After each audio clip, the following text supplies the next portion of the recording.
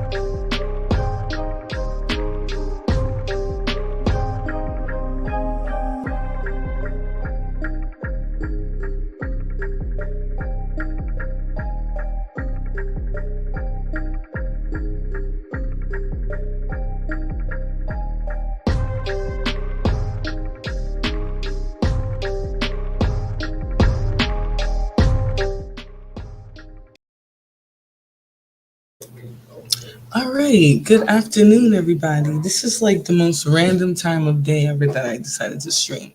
But I saw this interview and I was like, you know what, let me review this mostly because we are in election season. So, all the quacks and things, the political pundits, whatever you want to call them, that are in many communities, not only the black one, they come out and they start using it as a moment to rev up themselves. Dr. Umar is not any different than any of these people. So I just thought it was interesting, all of his talking points. But he also talked about some interesting things, including black men being very feminine and responsive, things like that. Specifically saying that they need more testosterone, which, there is somewhat of a shortage, they say nowadays, of testosterone in men on the Western Hemisphere. But I don't know, too much about that. We might look into it while I'm here. But, let's get into it because the interview was very funny.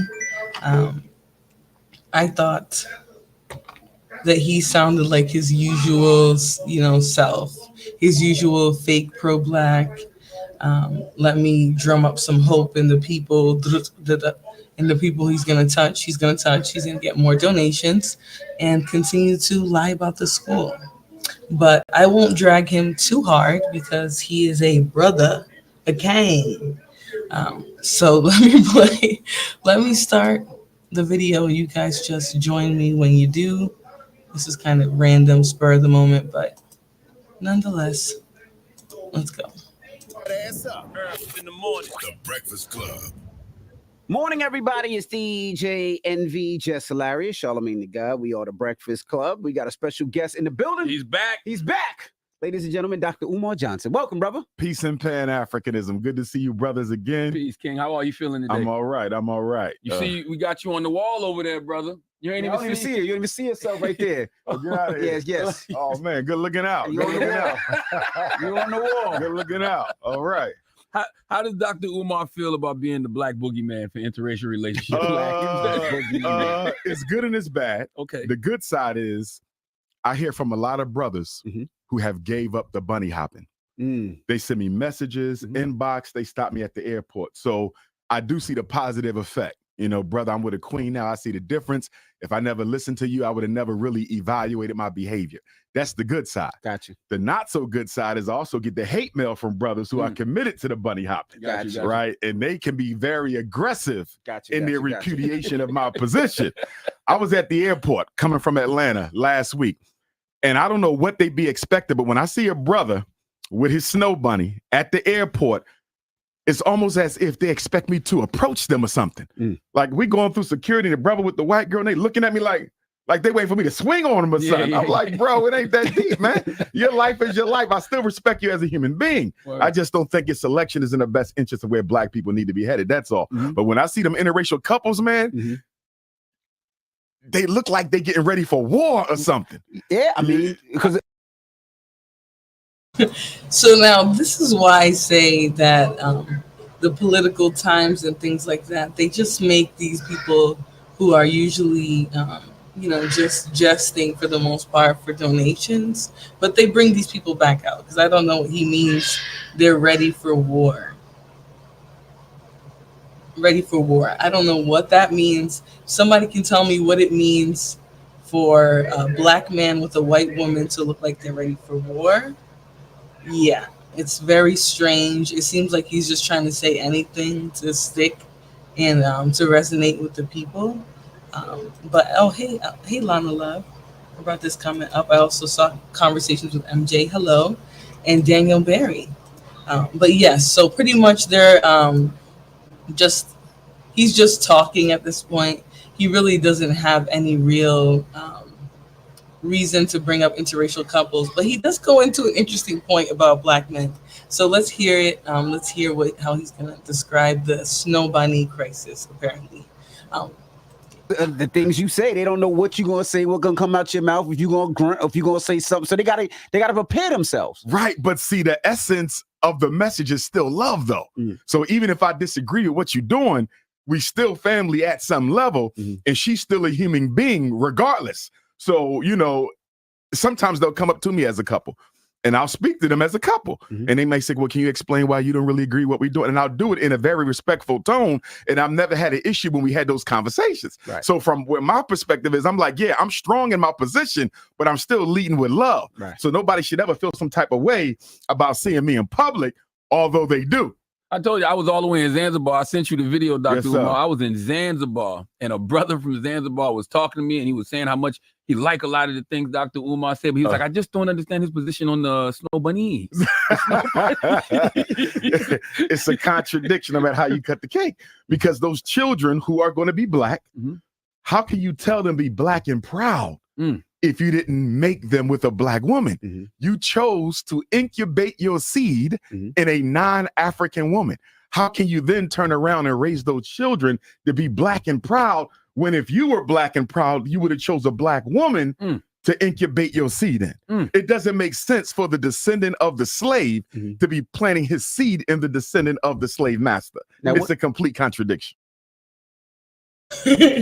Yeah, so and hello to all the people who jumped in. Kalun just says, peace. Umar is lying, scamming, disrespecting our ancestors, begging, bum, bum, bum. He is a bum for sure. He's also just kind of the biggest tap dancing type of person that I've ever seen. Hey, Robin. Hey, Carmen. How y'all doing today? We have Hassani says, how you doing, Flora? G Prince says, hello, everyone. B Sammy says, flow, and hello to JP. But yes, he's just the biggest scam talk. Now, I will say this. I don't think it makes sense for you to be a black person and you're reproducing with someone who's not black, and then you're like, oh, I'm pro-black. I honestly think when people like that always feel the need to overcompensate, because they do know that if you were truly as self-loving, you would want to replicate yourself. So he is right about that, and I guess he panders to the few things, here and there. Now, in terms of donating to him, anybody who's still sending this man money in 2024, July of 2024, is not bright. They're not all there anyways. But yeah, so let's continue. Let's hear his little pander fest. What are your views? Has your views changed on mixed people, right? Because, people will say, even if you have a drop of black blood in you, you're black. I do the one parent rule. Okay. So for me, if one of your parents are black, you're black. Okay. Take Drake. If he identifies as black full time, he black. Okay. And that's never been an issue for us within the Pan-African movement going back to the beginning of the time. We've never. Okay, so I get that he includes that, because that means if a black man has a child with a white woman, that child is still black.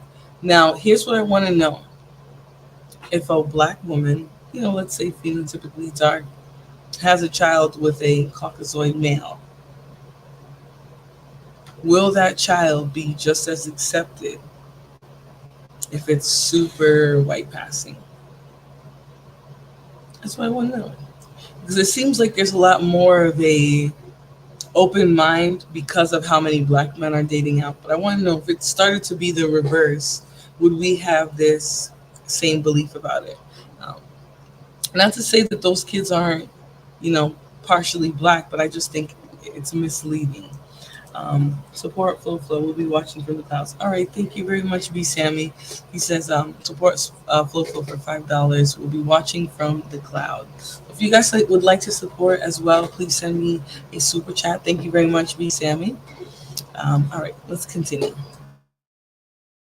Rejected the offspring of the union because nobody's responsible for how they got here. And so that's why Bob Marley, there's no contradiction for us. A lot of our ancestors were mixed race. Frederick Douglass, who I'm related to, it's no contradiction, because you don't choose how you come into this world, but you still have the DNA of Africa within you, but you got to identify full time. That's where it becomes an issue with our Dominican Republic brothers and sisters, Puerto Rican Africans, Cuban Africans, because sometimes they will either completely reject the African ancestry, right? Or they may say, I do have African ancestry, but I don't identify as Latino African. I'm Spanish. You see what I'm saying? Or you look at what goes on between the Dominican Republic and Haiti, that whole intense light skin, dark skin. Now, here's what I'll say. He's absolutely correct on this one. I would say that the reason why there is a disconnect a lot of times with identification between Black Americans and like Dominicans, Puerto Ricans, all these other people who technically have African ancestry. A lot of them do, a lot of them fall under mestizo, and some of them are full on white. So I think it varies depending on the person from that nation that you're talking about. But specifically, the reason why I think there's always been a disconnect is because in America, specifically the culture amongst these other people from other parts of the world was to disassociate with the African relation because they believed that there was some level of degeneracy, whatever. Y'all don't, I'm just saying they didn't want to fit into the Black stereotype.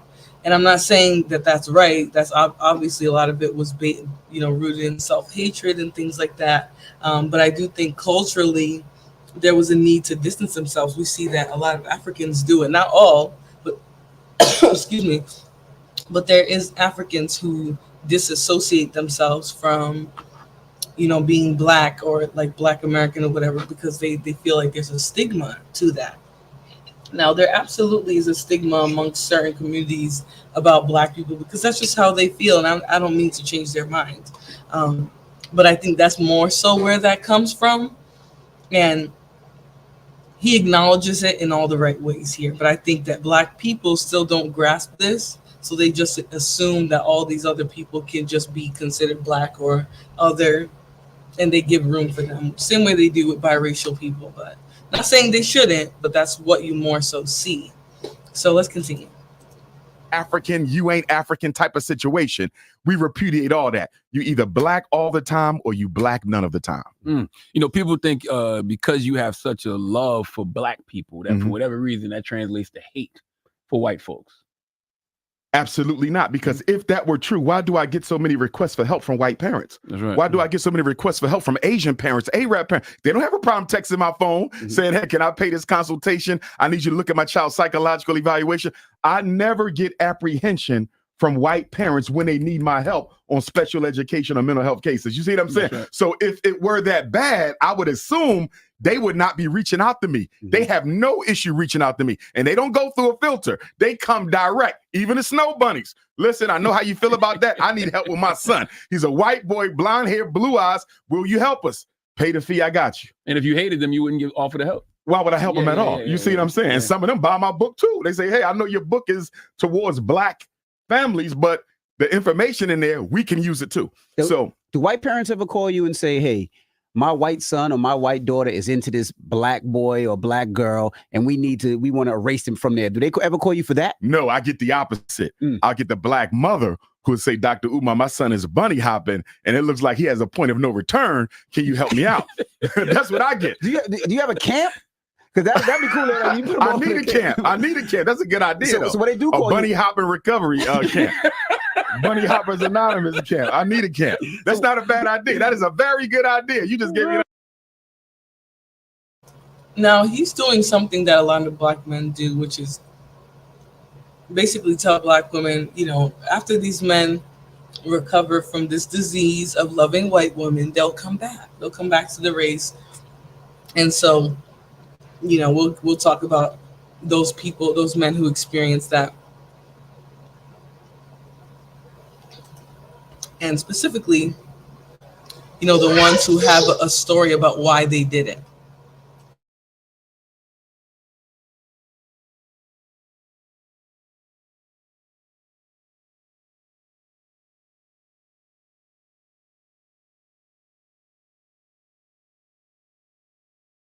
Idea. So when they do call you, how do you break it? Oh my God, they be upset like Dr. Umar, he taking a white girl to the prom, and I thought that was it.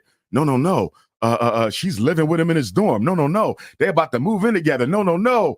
She's pregnant now. What can I do? Dang. And the first thing I say to the Black mother is, are you sure you did not model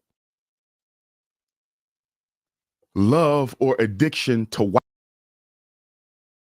Now, here's where Dr. Umar always loses me in this discussion, because now he's blaming Black women for why Black men go out and seek these other races of women, right? Instead of talking about how Black men in the community uplift anything that's non-Black, that doesn't have Black features, etc. But somehow the fact that Black women wear weave and other things to protect their hair, to assimilate whatever the fuck they want to call it. Right? They're gonna shift the blame onto black women and say he's gonna shift the blame from black men who date out for numerous reasons that have nothing to do with us. But then at the same time be trying to say, well, black women also play a part in this, and they need to change how they emulate themselves. The funny thing is with some of these dudes, they will want you to dumb down your hair. They want you to wear less weave, less makeup, less everything that a woman does, because not just black women do it. All groups of women literally wear makeup, wear eyelashes, all of that. That wouldn't be $1 billion industry if it was just black women. That's not how it works. But at the end of the day, they come to you. They have all these standards about how you're supposed to look, how you're supposed to carry yourself, etc. And then they'll go out to any other female group, sometimes male, Freudian slip. But they'll go out to every female group, watch them do whatever it is that they do, and just call that woman shit. But then demonize it when black women do it.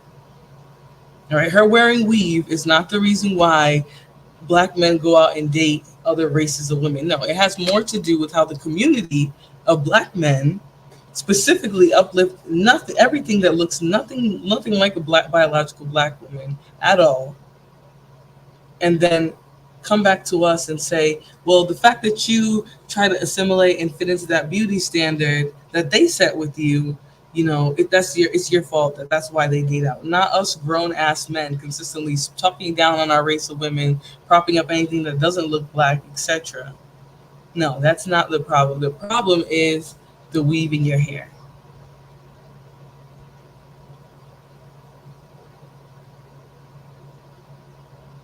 So, again, this is what Dr. Umar is going to do. Roswell says, what happened? I'm talking about the Dr. Umar interview that he just had today, actually, at the Breakfast Club. Hey, Keisha. It's obviously election season, so he's going to use that as a way to get some more donations.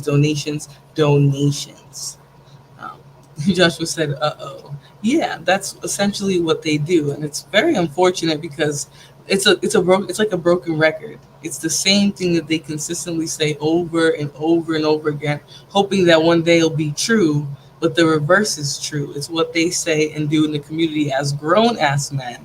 That's the problem, not what people's mothers are doing. And it's just very strange altogether. But let's continue. Whiteness before your son. Because many of these mothers who have an issue with their son with the white girl, got blonde hair, blonde weave. You see what I'm saying? The green contacts. Like, I'm looking at how you present yourself. You look like you're trying to be a white girl. So if the mother... Now, here's the annoying part. We don't all do that. There's a lot of women who do that who are all races, who actually put contacts, who dumb up their hair to be blonde when it's not naturally blonde. It isn't just black women who do that. But somehow when black women are doing that, that's the cause of the dysfunction in the men. Not the grown men, what they say and do, what they prop up. No, that's not the problem. It's what black women are doing. I was literally watching a video the other day on, Joshua says facts for it. I was watching a video the other day on a bunch of different artists who had different experiences. I saw Nick at Night's one as well, where she was talking about how she filmed this whole video. I forget, I think it was with Lil Wayne or something like that. And then that whole version was just scrapped. And then they replaced it obviously with who they did. But to me, it's just like, that's just one of many things that the industry of black men, artists and things like that, the ones who sort of speak to the kids, the people or whatever, they go out of their way to make sure all the media all the things that they prop up look completely non-black. And then when other women try to emulate that, now those women are the problem. They're the reason why the community looks the way it does. It's not the actions of grown men. And it's just a very tiring subject. By the way, I'm here to talk. I'm going to be talking not over the video, talking in between the video, because obviously a fair use type of thing. But oh shit.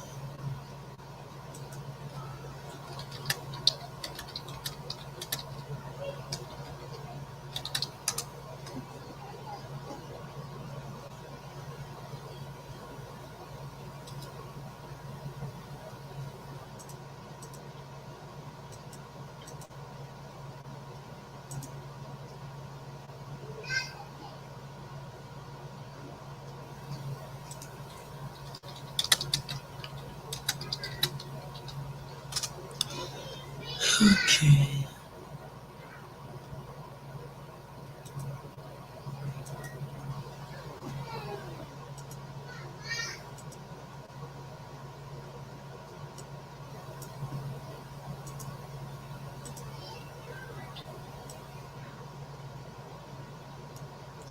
Oh darn! I took off my fair use banner. That might be why. Oh Lord. Let me do this. All right. Update later.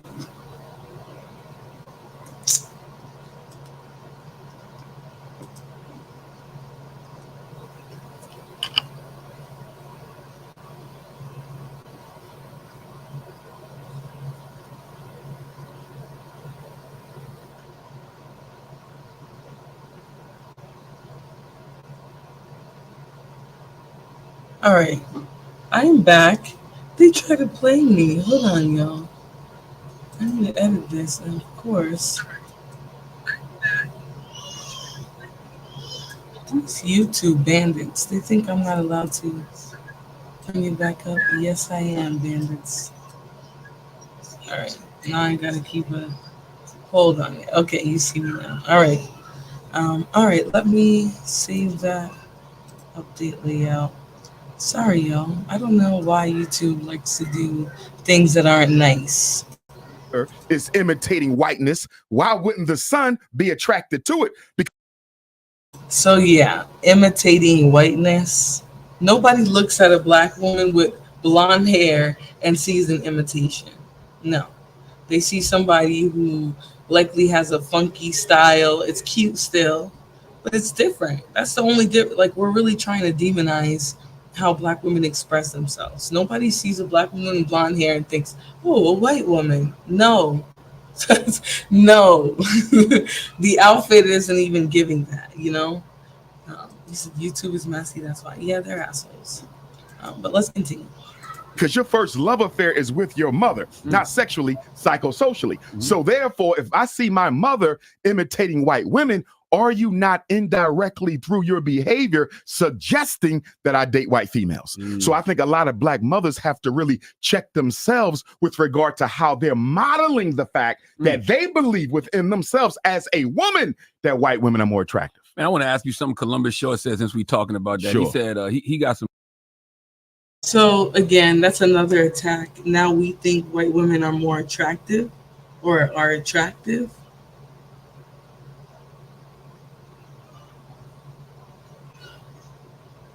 I think this is projection.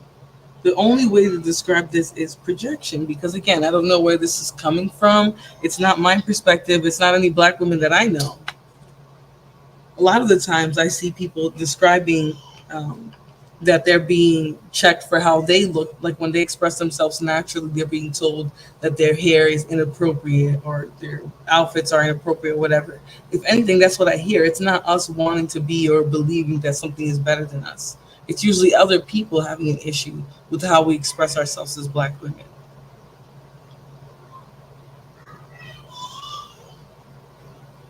Okay. Some heat for saying that black men are dating outside their race because most black women are raised by single mothers and absentee fathers and taught a don't need a man mentality. What are your thoughts on that? Well, here's what I would say to my brother Columbus Short, and I'm a fan of his. Are we not all victims of the systemic oppression and injustice that racism has introduced into our community? So just as you have black women who didn't grow up with their father, you have black men who didn't grow up with their fathers or their mothers. In other words, why is it acceptable for the black man raised by a black woman without his dad to reject a black woman raised by her mother without her dad? I think sometimes black men can be guilty of a double standard where we want a perfect offering when we ourselves are not a perfect. See, now this is the thing that he does so much, which is just double talk, right? In the one breath, he's saying, well, black women, what you do, how you emulate other women or you know, want to be how they look like, you're actually in essence just creating an environment where they can like something that looks better than you, than yourself. which to me is just silly. And then the next breath, oh, black men, you contradict yourselves. You should have some grace for the fact that black women were raised without dads too.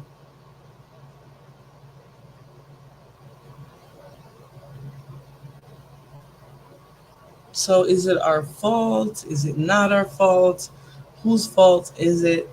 Where are you assigning blame, or are you just talking in circles?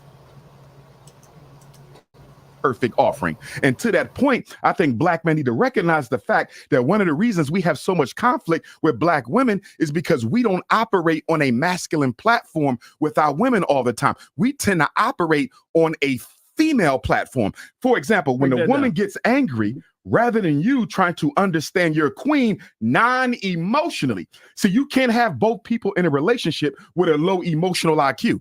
Because if both people in a home, if you and your wife both have a low emotional IQ, if you and your wife both have a low emotional IQ, y'all going to argue over everything because nobody says, I am not going to emote over this. I'm not going to deal with this with feelings. I'm going to use reason and intelligence. That's what the man is supposed to do. Yeah. But guess what we do? Raised by single mothers, many of us, we reflect right back to them that emotional trauma that they throwing on us. So in essence, you have two females arguing, although one is in a man's. So this is where he plays with the dummies, and he makes it seem like he's excusing, or not excusing, like he's speaking for women, but really what he's saying is we are all traumatized as women, and so when we date and we try to marry black men, we just dump emotional trauma on them. We come to them with baggage, etc., etc., etc. And I believe this is a massive projection, but just notice how he tries to clean it up by then saying, men, we have to be more understanding that when they get angry and, overly emotional, that it's just trauma and we can't reflect the same back to them.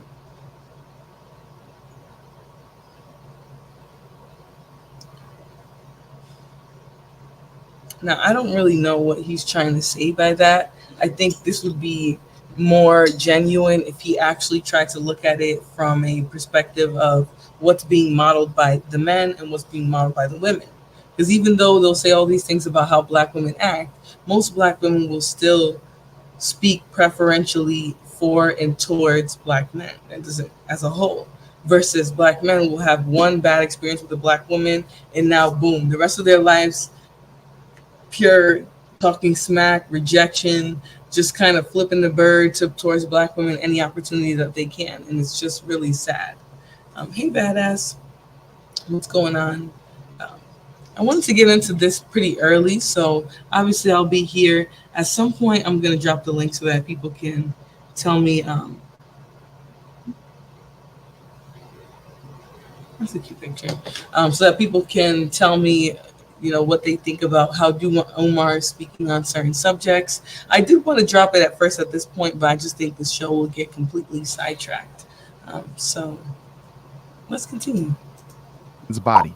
Black men have to start being masculine and less feminine. All this cattiness, this back and forth between black men and black women on the internet, that is feminine and feminine. Masculinity don't operate like that. Masculinity wants to understand where a woman is coming from. Masculinity wants to then intervene, study himself, evaluate his behavior, and try to level up to where she needs him to be. But arguing back and forth with women as a man, that's anti-masculine behavior. What we really need is some testosterone shots. We need more testosterone because black men are mimicking female behavior emotionally, and they're not even recognizing it. I know a lot of women who have high emotional IQs who don't get caught up in the petty back and forth. Yes, sir. Either. Yes, sir. Yeah. But normally, more often than not, it's supposed to be the male. Sometimes the woman does have that, which is good, but that also speaks to the fact that the women are becoming more masculinized and the men are becoming more effeminized, not in terms of sexuality, but in terms of personality, the way that we are engaging each other. And the back and forth male-female thing, if we want to get real basic about it, you're dealing with two traumatized people who have not healed themselves, and now they're trying to make a healthy relationship. Two unhappy people cannot. Now, this is the tough thing that bothers me is that first, the assumption is that every black person who goes into a relationship is going into it unhealed with a bunch of, baggage, emotional trauma. And I think to an extent, everybody has a little bit of baggage and a little bit of emotional things that they deal with. It's just part of life and having experiences. But to just assume every Black person that's dating or trying to get together has emotional issues, baggage, trauma, like heavy shit, it's just a little weird to me. I think we don't need to make the assumption that Black people are still far behind. I've actually been seeing statistics saying that Black men and women have gone to therapy more. They're seeking out more mental health services and things like that. So I think there is some level, there's some room to say that we're actually improving versus in the past how people have been completely ignorant to mental health. Now, this assumption that we're all sick, I think just gives room for people to do really toxic, horrible things. And then we'll say as a community, well, he was sick. He was mentally ill. Nobody helped him.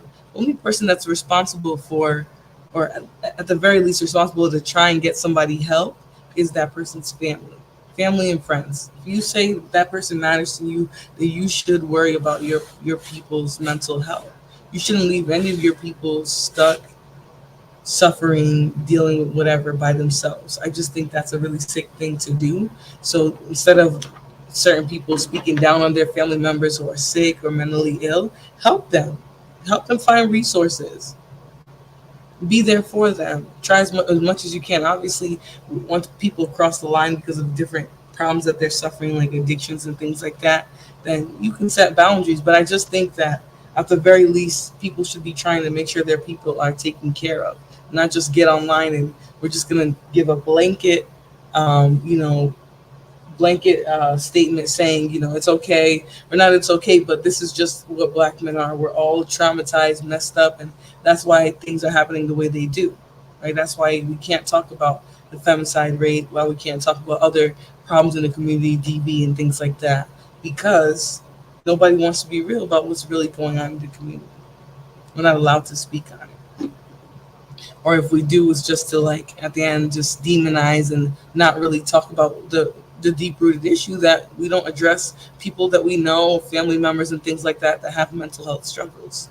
As a society, I don't think we do. But let's continue. Not make a healthy relationship. It is impossible. You cannot get water from oil. You can't get oil from water. If she's traumatized because her father abandoned her and he's traumatized because his mother chose her second husband over him, you got to deal with those unmet childhood issues. Most of us are still dealing with unmet childhood issues, and we're given the responsibility to our partner to heal us from demons that can only be healed with our parents. My wife can't undo what my mama did. I got to work with my mama. Your husband can't undo what your daddy did. You got to work with your husband. But because we don't want to go back into the pain, because we've often eliminated those people from our lives, we just say, you know what, I'm going to have to work on this with my husband. I'm going to have to work on this with my wife. They can be a support for you, but they can't be the solution. Ooh. We have too many spiritual vampires floating around the Black community. These are emotionally toxic people who don't present themselves as they are to the opposite sex. They present their social self, their psychological mask, and you don't realize who they really are, Envy and Charlamagne, until somebody gets pregnant, y'all move in together, get married, or get engaged. The whole time y'all were dating, it was perfect. You see, I've been dating my queen for 10 years. We never had an issue. Get married, divorced in 6 months. You know why? Because well, I'm not going to let him get that one off without saying, why are you dating anybody for 10 years? Perhaps that's why you guys didn't work out, because you waited 10 years and then you get into the relationship, the marriage, and you somehow probably became worse than you already were for making her wait 10 years to begin with. Just kind of very sad at that point. I wouldn't take an engagement from somebody after 10 years. But all right, let's continue. Once y'all moved in that house together, your ego no longer wants to lie to her, Envy. Your ego no longer wants to lie to her, Charlamagne, and her ego doesn't want to lie to you. So now you start seeing things that you never saw 10, 20 years when y'all were dating, because in close proximity, the ego drops its mask. Damn. Dr. Umar ain't playing today. Yeah. Let's get to it. There's a lot of things to talk about.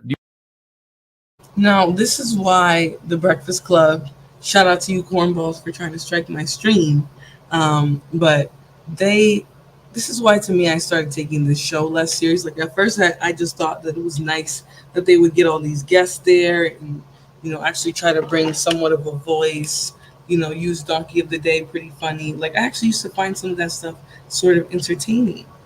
But now it's just become so like commercialized and just nothing in general. Like I don't feel like they really challenge anybody. Their interviews aren't anything like they used to be, just from my perspective. Now people can say they've always been that way, but I used to think they came off a little bit more authentic at the time.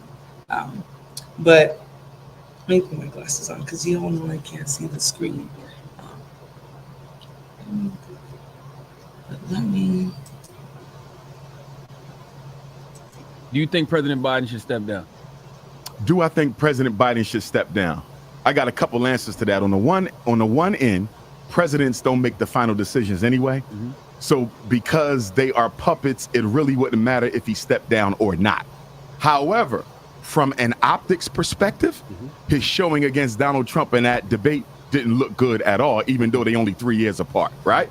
On the flip side, I'm not too sure the Democratic Party is ready to anoint Kamala Harris as quote unquote commander in chief, because as you know, in the post Barack Obama era, the last thing poor white America wants to see is another black person as commander in chief. So I don't think they necessarily want to go that route. They don't have to. There's others as well.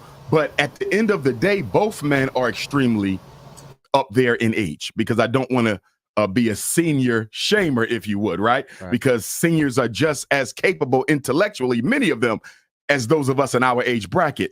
At the same time, they're still the two oldest men to ever run and rerun for president of the United States. But you know what? Doesn't that also speak to the weaknesses in both parties? That's right. If Joe Biden is the best the Democratic National Committee has, if Donald Trump is the best the Republican National Committee has, what is that saying about the talent y'all incubating? That's right. So what do you think about, blacks loving Donald Trump so much, shaking his hand, kissing his hand, rubbing his back, saying we support him? What do you? Now, DJ Envy has always been very cringy to me, I thought. But this was particularly cringy because I don't get this one. Now, Project 2025 has definitely changed a lot of people's minds about voting red. And I knew it would, right? That's why I always thought that would be a good thing for people to think about when they're thinking about why voting Republican might not be a good idea. Now, what does he mean by the blacks? Because I think black people need to stop this. We all need to be democratic. We're going to shame conservative black people. We're going to shame Republican black people, whatever we want to call them. I just think it's a little silly. And it's always these others who have to overcompensate that will do things like this, that I just think it comes across really cringy because he's not even black. He's not even black. Now, part of my issue also is that we do it to ourselves, though. We can't really get mad when we also will be like, well, Trump is the worst because of Project 2025. I don't think people really read, which really quickly, I'm going to go off the rails here for a second. Because trust me, Project 2025 is despicable. But I want you guys to read this really quickly. Because they have this little thing.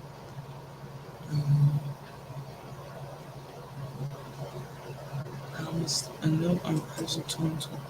Hold on. Sorry, guys.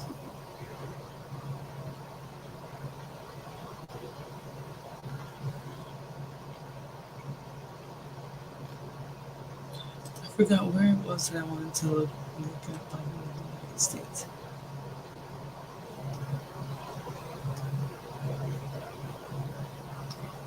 All right.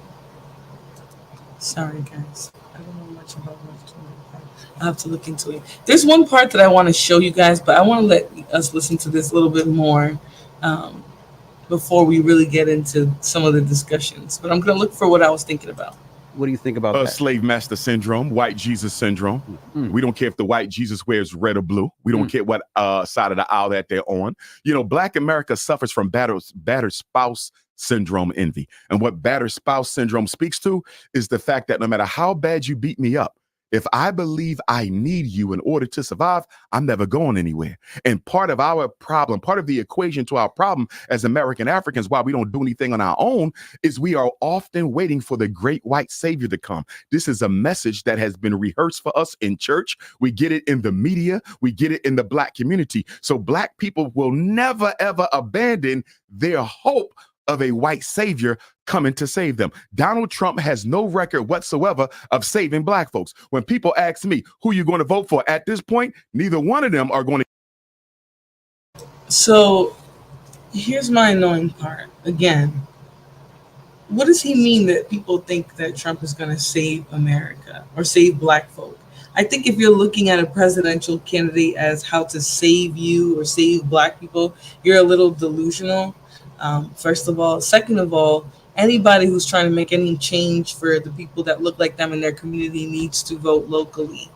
Nothing that's happening on November this year, whenever the fuck we go and vote, none of that is going to be relevant to the people around you that look like you. That is not as relevant as what's going to happen when you go to your state, local elections, vote, change, make sure the policies are fitting for your family. Make sure you speak up at town halls. Make sure that you speak up, during these school district meetings and that you're present.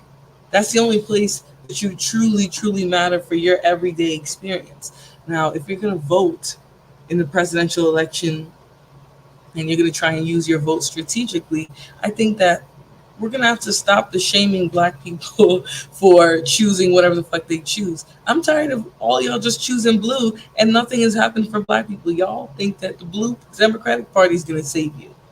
So it's funny now that Black people are trying to move away from what's already expected of them politically. Now they're being shamed in the same way. It's just very frustrating for me to hear all the time about how people feel about Black people voting blue, and then when we finally try to do something different, now it's look at all of y'all think Trump is gonna save you, he's gonna do something.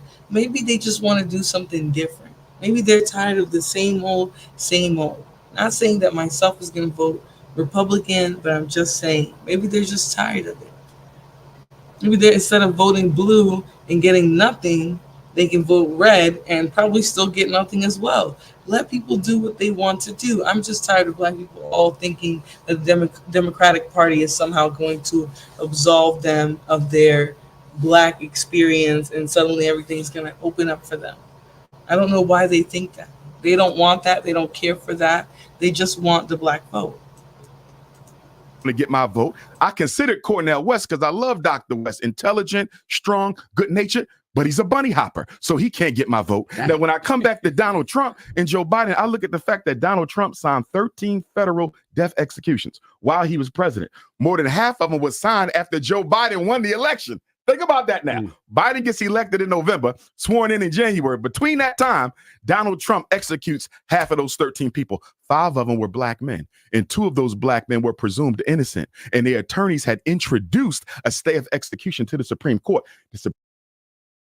Now, here's the other thing, though. The problem is that people always want to call, Trump and things like that, boogeyman. That's fine. That's fine, Rasbo. I voted red before, but I will never vote for Trump. Hey, do what you got to do. I think at the end of the day, you should be able to vote for whoever you want to vote for. But my train of thought. Hold on, I'm gonna rewind just a second. He was president. More than half of them was signed after Joe Biden won the election. Think about every time something like this happens, he'll talk about, look at what Trump did. But was he advocating for these men not to be executed? Did he do any begging streams about Black men and what Donald Trump is doing to our country while this was happening? Because if he didn't, then I think it's sort of ignorant now to bring it up and say. Now, I know it's part of we're supposed to know what's going on as well, but a lot of people are mentally checked out. So you can't, after the fact, say, look at what Trump did. He executed all these people after the fact to try and say, don't vote for him. Really, because it's not going to resonate with any of the black people who want to vote for him. But not go back, not at the time, be speaking up and, trying to get an uproar, trying to get some donations based off of this. It just seems like he knew about it in the time. Why wasn't there any advocacy done to stop it from happening or speaking up against Trump? Which I do think some people did, but I didn't see a lot of mainstream media or black media coverage of that. So let's continue. That now. Biden gets elected in November, sworn in January. Between that time, Donald Trump executes half of those 13 people. 5 of them were black men, and 2 of those black men were presumed innocent. And their attorneys had introduced a stay of execution to the Supreme Court. The Supreme Court turned them down, and Donald Trump executed those brothers. So when I hear black men say, I'm voting for Donald Trump because he's going to bring more money and economic vitality into the black community, I say, what about the fact that he's out here killing black folks, you understand, without no remorse at all? Signing those type of federal death warrants. 2 brothers was murdered within 24 hours of each other. One of them was 40 years old, and he was the first person to be murdered in 70 years for a crime he committed as a teenager. And in one of those cases, about 6 of the jurors said they would have changed their decision on the death sentence had they knew the information that the prosecution had withheld from them. That's why the attorney wanted the stay of execution to give the defense time to reformulate an argument. In Supreme Court, Snow Bunny, Clarence Thomas, and that crew said no, and Donald Trump signed his life away. So you got to look at that. You also got to look at the fact that Donald Trump wants to give police 100% immunity. That's right. Wait a minute. Look how they're killing us now. Right. So now you're telling me that anything the police do in their line of duty, they cannot be held accountable for making bad mistakes and bad decisions, and you want to put that back in office? Now, what's the outrage for? That's already technically happening for the most part. That's already been happening. You guys got, what, 1 conviction? Their children, because y'all were stomping all over the planet while the planet was supposed to be closed. It's not a critique. I'm just saying all of these antics are coming back up because he wants to get the people revved up and ready to send him some donations. That's all this is. He doesn't really care about any of these issues that he's steamrolling for this little Breakfast Club finesse. Rasbo says this is, Trump one says, greetings, Flora, listening for a bit. Welcome.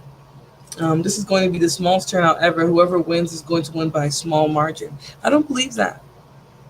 Unfortunately, I don't believe that. My brother's friends who are all in their 20s talking about sitting this one out. I think a lot of people want to sit it out because they don't feel like either party is putting forth a good candidate. Now, I saw Marco Rubio doing some stuff in Florida, but trust me, do you guys, like, the likelihood of Marco Rubio getting more votes than Donald Trump, they might as well not even put anybody else on there. It'll be a waste of time. But let's continue. That's thirsty black men worry more about money than the lives of their people. That's right. The Supreme Court is corrupt. Yes. Illegitimate. Absolutely. How come enough people not talking about that? Because I don't think they understand the tripartite nature of American so-called democracy. The Supreme Court, the president, and the Congress, they actually have equal weight, right? Well, they did.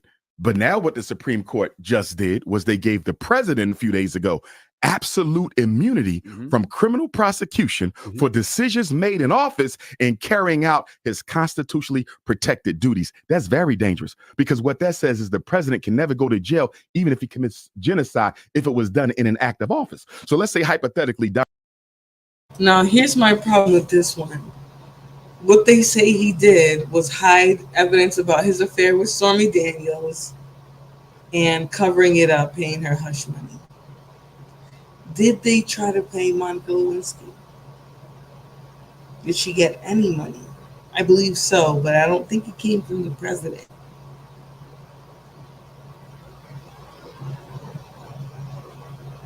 I think the whole thing is a little frivolous, right? The charges, but I do believe at the end of the day, other presidents have done these things. I just think they were ready to throw Donald Trump out like a fish in water. They were done with him. They had no use for him. They thought the people wouldn't like him like that, which they didn't. That's why he didn't win when he tried to go against Biden. Um, but this is not it. As a VP pick, that's interesting. Okay, I thought I saw him getting ready to try and be like a running mate or something like that. They've also, sprinkled out there. What's his name, DeSantis, but white folk they're voting Trump. They don't even care who else will be on the ballot for the most part. Some of these people who will be at the elections, trust me, they go to every election, um, but they will be there. So Donald Trump or Joe Biden sends the National Guard into New York to quell a black protest. And the National Guard, God forbid, ends up executing 5,000 of our brothers and sisters who were protesting peacefully. Even though it was ordered by the President of the United States, he cannot be held accountable for that. Why? Because he did it in discharging his duties as Commander-in-Chief. So we don't no longer have a president. We have an emperor. We have a czar. We have a king, because what the Supreme Court just did is said the president is beyond reproach and the president is beyond the reach of the law. Dangerous. Yeah, and I feel like enough people aren't having that conversation. They're not having that conversation. It's weird to me. Like I understand, talking about Biden and his bad debate performance. Yeah. I get it. Yeah. I even understand talking about Project 2025, even though Yes. it's a hypothetical. But this Yes. is happening now. Yes. And nobody's having the conversation. And for black folks, it don't matter if it's Trump or Biden. The bottom line is the president of the United States, none of whom have ever been friends of the black community, will have the ability to do what they want as long as it takes place within the execution of duty. They cannot be held criminally liable. Now, here's my thing. I wonder what are the repercussions of that on the world court when you're dealing with genocide in the Geneva Convention. So are you saying that the president of the United States cannot be held criminally responsible for crimes of genocide against humanity? That goes against the whole Geneva Convention. Mm-hmm. So I'm wondering what the UN and what the World Court has to say about the Supreme Court's decision. Mm-hmm.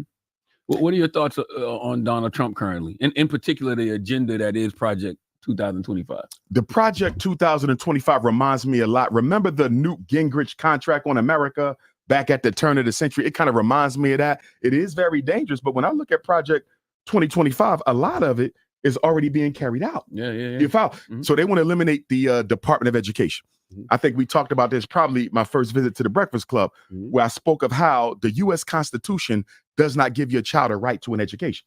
The word education is not in the Constitution. But many people feel like educational taxes or their taxes that go to education is too burdensome. All right, so I'm going to share this part of Project 2025 with you guys. Really quickly. Let me share it. Just give me a second. So that you guys can really understand why people are sort of on the... what's going on? What are you doing?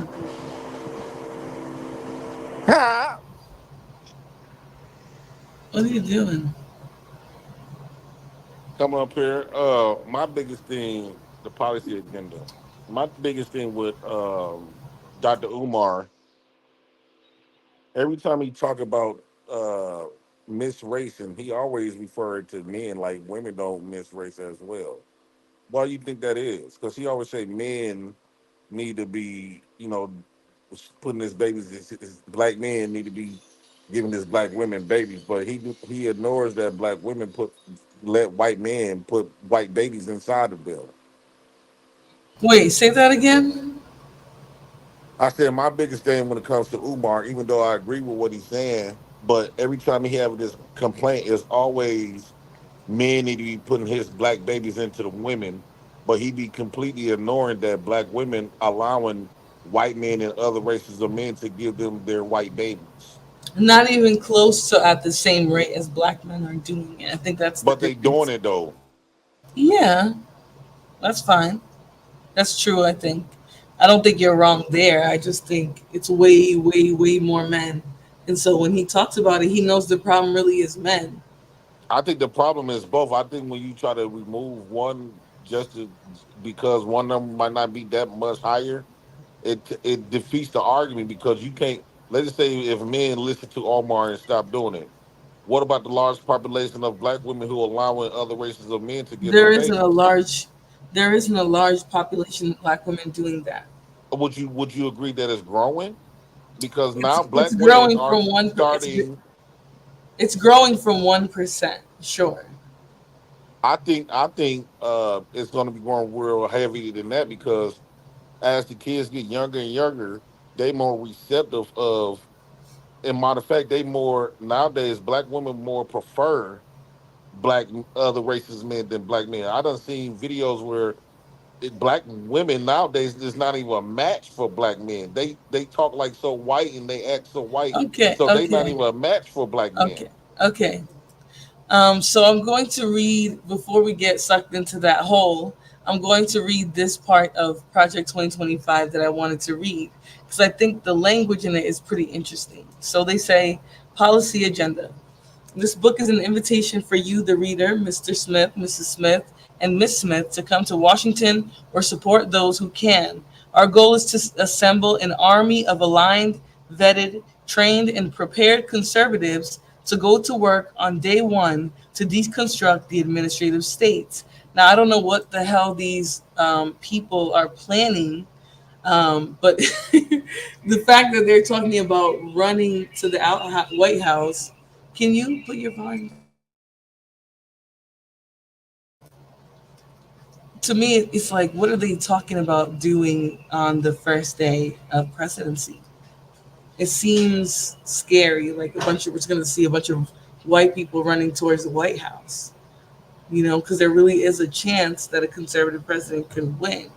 So I don't know what they're necessarily planning. Um, But if you read into it, you'll see it's pretty much just to take away all the power from the other branches of government and give it specifically to the presidential branch, the executive branch, which they think is the branch that should have complete control over America. It sounds like a coup d'etat via the hedge fund, which is who these people are. Let me go back so you guys can see.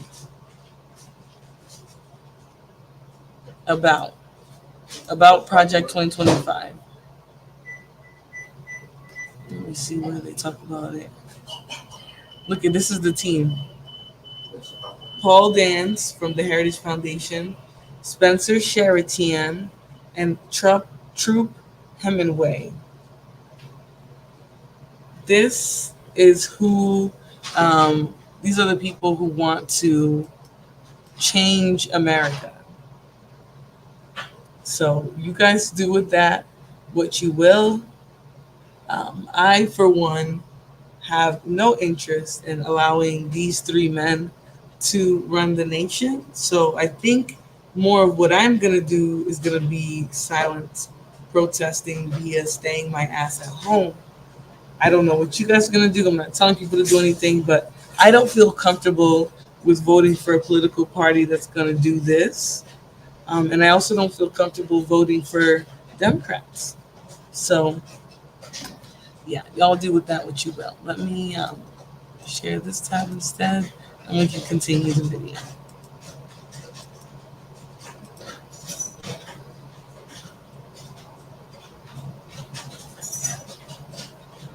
Yeah, exactly, the big cheese. That's what I really think it is. I think a lot of it is just, it's a scare tactic, but at the same time, I think we do have to start to pay attention to what they're actually trying to implement. I do believe other presidents or other parties have tried this, but I'm concerned that they're talking about running towards the White House on the first day and just starting whatever it is that they're trying to do. The language for me is what makes me uncomfortable. That's in the actual project, not just what um, Democrats are trying to do. This is what's in their actual policy. I think that's where we should make our minds up from, not from propaganda or polls or any of that stuff.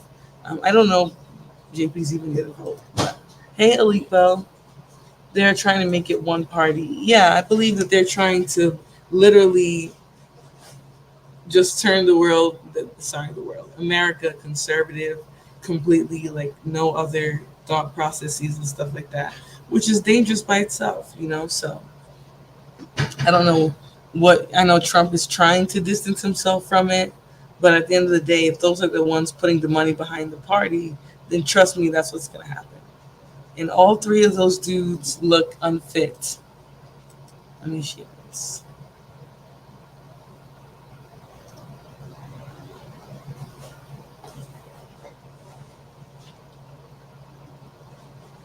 Most recently,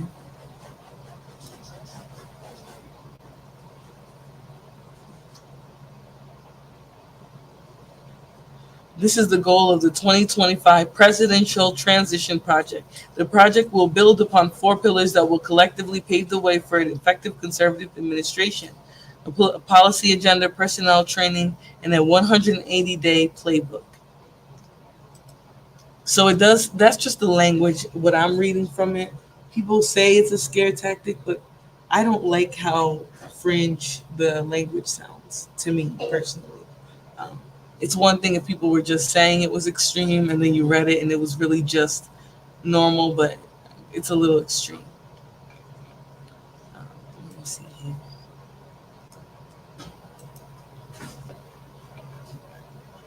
here. And when I was first reading it, it actually was a lot smoother to go through. But I urge you guys to look into this yourselves. I'll put the link in the chat for anybody who's interested. So there you go. All right. Let's continue back to Dr. Umar. Burdensome and cumbersome, and they're saying, why do I have to pay school tax when the Constitution doesn't even give nobody a right to get an education in the first place? So why am I paying for this? So a lot of people want to phase that out. Remember, when you go to white America, half of white America either don't have school-age children or don't send them to public school anyway. So they want to completely blot out the school tax. Not only that, the money that still remains, they want to redirect it to not charter schools, to private schools and parochial schools, which, to my understanding, is a violation of the separation of church and state. How can you get public money to the Catholic school? But that's what they want to do. They also want to shut down Social Security. They also want to completely eliminate all diversity, equity, and inclusion laws and bills. But I got to say this, though, because the Democrats are pretty hypocritical, because when you look at what Governor DeSantis is doing in Florida, and when you look at the fact that you got 18 states that have already passed laws to eliminate all diversity, equity, and inclusion program, that's a third, right? Why aren't the Democrats pushing back against it? President Biden was reportedly stated that he will not push back against the Republican effort to eliminate all DEI programs. So doesn't that make you complicit in the removal of the DEI? See, what the Democrats do that black people tend not to catch on is they'll let the Republicans play the bad guy. That's right. Because they can afford to lose the black vote. So although we don't support DEI ourselves, we're not going to be the ones to front this. We're going to let DeSantis and the other mavericks go out and do this. But guess what? We're not going to push back against it, so it looks like it wasn't us. It was you, because silence in the face of injustice is complicity. And that's why, as far as I'm concerned, the Democratic Party and the Republican Party are two wings on the same bird. And the one question we never have: when are we going to organize the black vote before we vote? That's right. If you notice, everybody tells us to vote. The politicians, black businesses, the fraternities, the churches, vote. All right, hold on. I got zapped again. I think it's because of the layout. Hold on.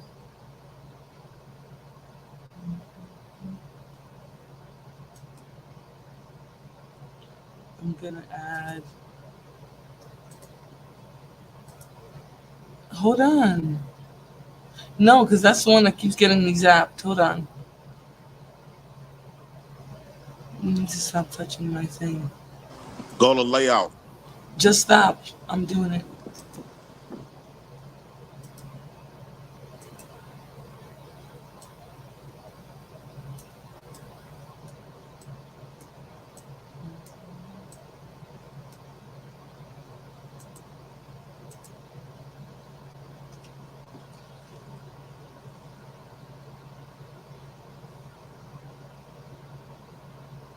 Just bear with me, yo.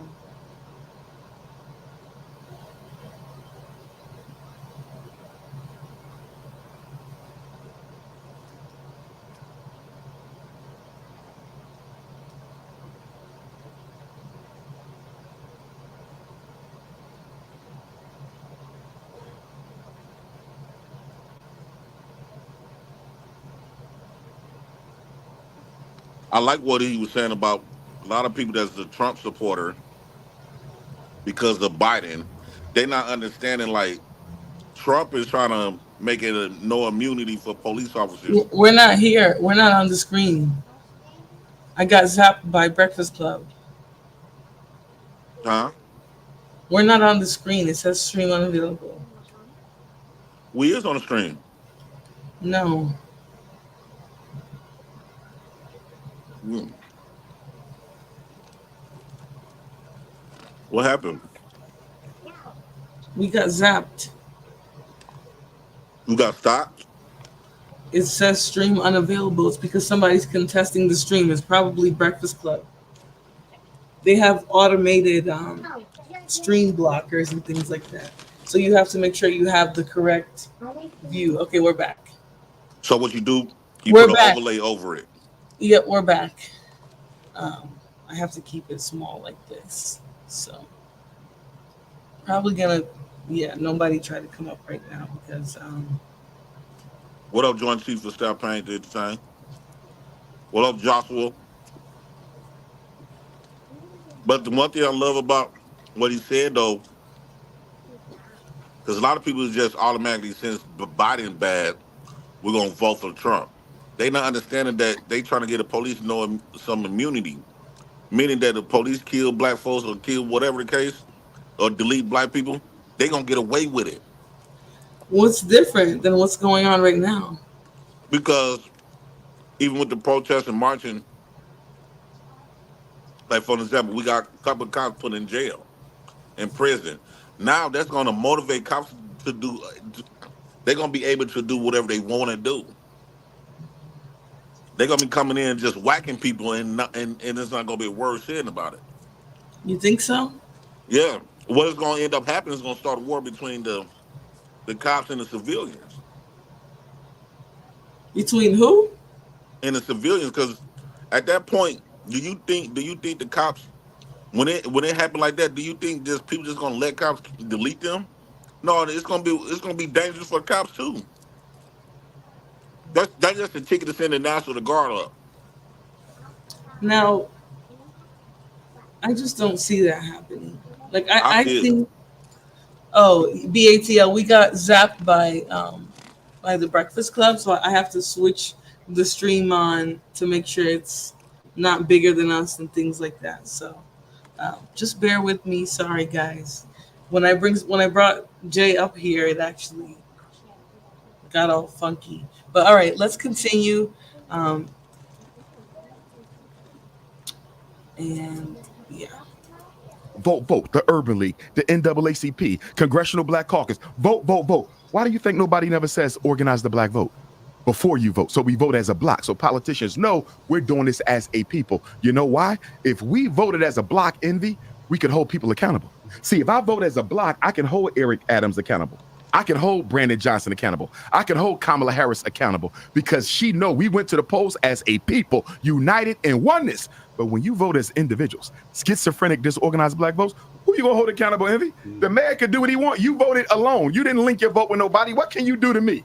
You say you go to Joe Biden, what you gonna do about police genocide? What can you do to me? You voted by yourself. If you notice, political power is all about mass organization. If you're not organized, your vote only matters to the person you're electing. It'll never matter to us. Why don't you think we have organization? I was watching, I can't remember, I think it was maybe Godfrey. Godfrey was talking about we just can't organize, even as organized crime. Like there's the Russian mafia, there's the Chinese Yes, sir. mafia, there's Yes, sir. the Irish mafia, Yep. there's the what? When he was in prison or jail or something, he ended up telling, right? Who? Dude, Envy. Oh, I don't know. I think he was in jail or something. Maybe. I have no clue. BATL says I agree with Umar on that. It's about organizing. Yeah, but then we really don't do it at the end of the day. I think it's good to say let's organize, but people can't even get on a united front about what a bad person and a good person is. You know, there's too many people who stand behind degeneracy, I think, in the community that just makes it really hard for us to organize. And you know what else? Especially when it comes to black people. Black people is separated by class. So a lot of the Trump supporters is like the upper class, middle class, and up. And like the Democrats is like the bottom niggas. So of course we're not gonna.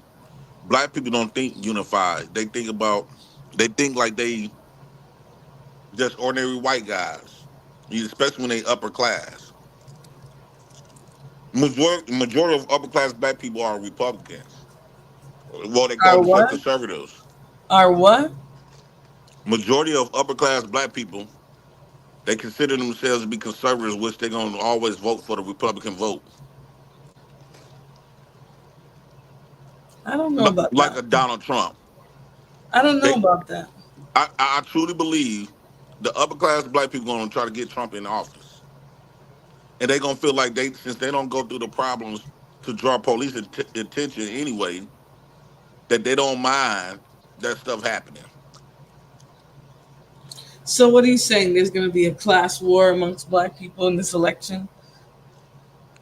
Um, I don't think it's gonna be a class war. I just think that, well, yeah, black folks, it's two different types of black people. It's not like black people is unified. Black people, it's gonna be black people that's vote. It's gonna be a lot of people that's black that's gonna vote Republican, and it's gonna be a lot of people that's black that's gonna vote Democrat. And then when you break it down, usually the upper class blacks vote Republican or conservative. Okay. Think about it. We hear them on these platforms all the time for it. Well, here's the thing. I don't necessarily agree with you, but there's parts that I don't disagree with. So I'm just Okay, going to leave it as it is. okay. Why you disagree? Well, I just disagree that upper class, middle class, bougie. I don't think there's that much of a difference. I think there's only people who see themselves differently. I don't think that has anything to do with the whole group of black. But there, like Trevor once said, there is many wealthy black Democrats. So I don't know where the misconception is that um, they're all in the middle upper class. I think there's a lot of Because black people who are Democrats who are very wealthy, and that's just how they are. because a lot of those conservative votes helps the middle class. It's like a direct when you talk about tax breaks and all this other type of stuff. No, but if they're voting Republican or whatever conservative in their local elections, then they're really not doing anything to you. They're just looking at the conservative vote in their local area and seeing that has more benefit to them. So I just don't see the separation. Well, And the black people who are Democrats usually don't even vote in their local elections. So I don't get it, honestly. I just think Bobby coming on these platforms, a lot of black people despise blacks that vote Democrats. They look down upon typically they look down upon the blacks that vote Democrats because from their perspective, Democrats is all about a handout, whereas the Republicans all tell you go out there work for yours, get this, and do this. And a lot of black people think like that. We have heard so many black people. I'm not saying every last wealthy black person is Republican, but it seems like it's more of them than not.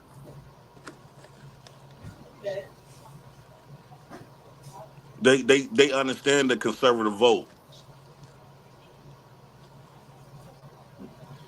Also, the conservative vote to them benefits them in so many other ways. Even when they talk about the housing programs, all kinds of little stuff, it benefits them. So that it incentivizes them to be conservative. Okay. All right. Let me keep playing the video. Italy, the Italian mob, but we can't organize together. Why do you think that is? Legally and illegally. Yes, you're absolutely right. To your issue with crime, take the Italian mafia back in their heyday. No women, no children, no elders. If you kill one, even by accident, we take your life. That was the rule. But in the black community, you can hit the elders, hit the kids, hit the pregnant women. No rules, no consequences. Self-hatred, petty differences, and the indoctrination of white supremacy, meaning Most black people feel the only people they need to be accountable to are whites. They can never answer to a black person. This is why if you talk to any black supervisor or black manager, they'll tell you they get more help from their black employees than their white ones. Because whenever we see black authority, we rebel against it because we've been trained to believe that black people are worthless. And if you yourself is worthless, how much more worthless will be your authority over me?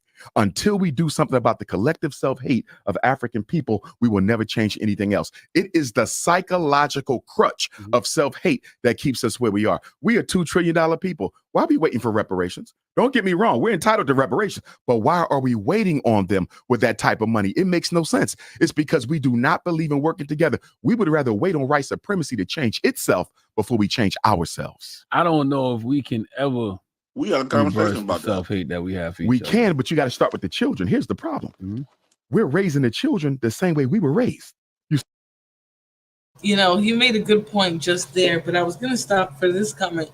BATL says it be trailer park trash conservatives who be talking about handouts. Make it make sense. Absolutely. And a lot of time, these people never invested in their education.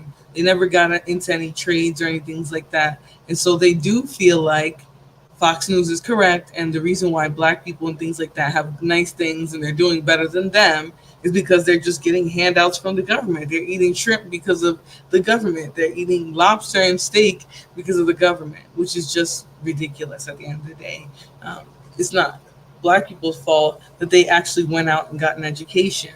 And so I think that's more so that my issue with conservatives, especially the people who are out there from, you know, those red states who have like one sheriff's department for 9,000 miles, like just very out there areas. And those people tend to be Republican because they buy into this belief about the city. They know nothing about urban environments like that. So of course they're just going to come up with the worst conclusions and just run with it because they're impoverished. And they have no, you know, they never sought out education or knowledge. And that's nobody's fault but their own. So, yeah, this makes a lot of sense. But I don't know if Jay paid attention. Envy and Charlemagne, actually, all the hosts are Democrats or believe in, democratic policy. They don't vote red. So there's a lot of black people who are wealthy who do not vote Republican because they buy into those same stereotypes as the, you know, what you would call lower class black people who vote Democrats. So you made a good point here. Well, DJ Envy and Charlemagne come from an environment where there were Democrats. So it's more traditional. So what we've been seeing is a lot of black folks that never come from that. You know, when they grew up in these southern, that's why they pick on the people. A lot of times, those uppity niggas that vote conservative suburban blacks, we ain't talking about the black people that made them, like came out, you know, just made. I'm saying the blacks that they damn near white. And we talking about going out there and get an education. Like he says, I always been saying it's nothing but indoctrination camps, books. I'm not saying education totally is wrong, but the education that we is subjected to receiving But the problem is nothing but indoctrination. But the problem is when you talk about indoctrination in education, if you're talking about K through 12, absolutely. But when you go into college, that's not what's happening at all. At all. But your upbringing, but the K through 12 is the most important years. Most people but that's not true because that's what shapes you. But that's not true because when you go to college, what shapes you is what you find out. Now, luckily for myself, a lot of these things I heard about them before I started taking African American studies and other courses in college, you know, just like elective courses that were very interesting things. Now, for criminal justice, I also had to take certain social justice courses, and those things actually would open your eyes as well. It's not one of those places where you go to forget all of the real history. You go there to learn the true history that you're not taught in grade school. So now let's use our critical thinking. How many people black folks went from K to 12 compared to black folks that went to college. That has nothing to do with the It fact has that, a lot to do with it no, because a lot of so black you're folks, Florida, a lot of black folks didn't go to college to find out that information. So all they know is from so from how is K to college? 12. So for you to say K to 12 is indoctrination, okay, but telling people that getting a college degree would be continuing that's not true in the least bit. Well, Not in the you least don't bit. know. We don't understand that just because you went to college and they gave you some newer information. That don't mean that information is 100% accurate. Just because it's college, that don't mean college is truthful. First of all, what you don't understand about a college is that those people there aren't there to just feed you a half truth. They're there to show you the whole picture with the same evidence that they would for. I can't believe you just licked your hand.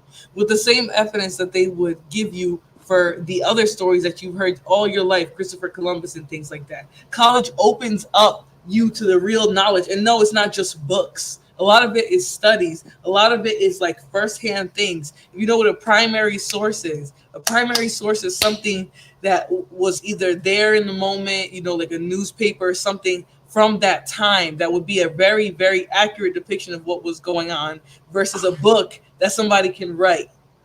Now, Even if, come on, that's state accuracy.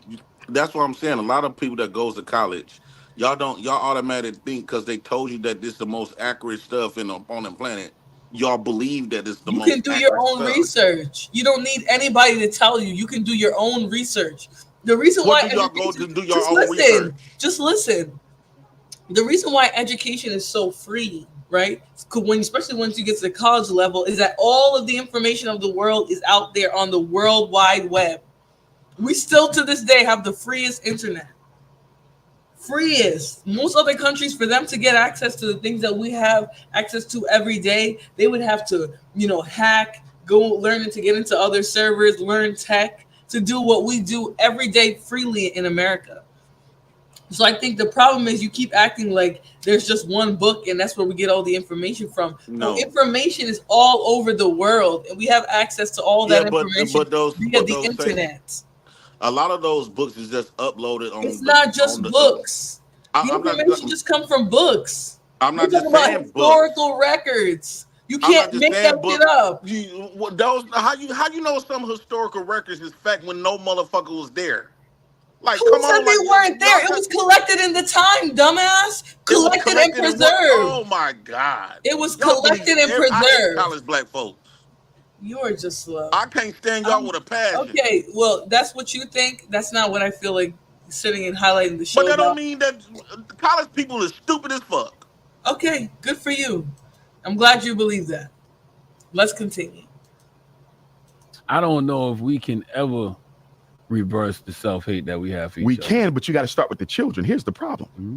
We're raising the children the same way we were raised. You see that? I look at the way somebody just sent me the video the other day of 3 girls stomping out this crossing guard. Mm-hmm. I mean, stomping her out, tried to kill her. I don't know what happened. Tried to kill her, right?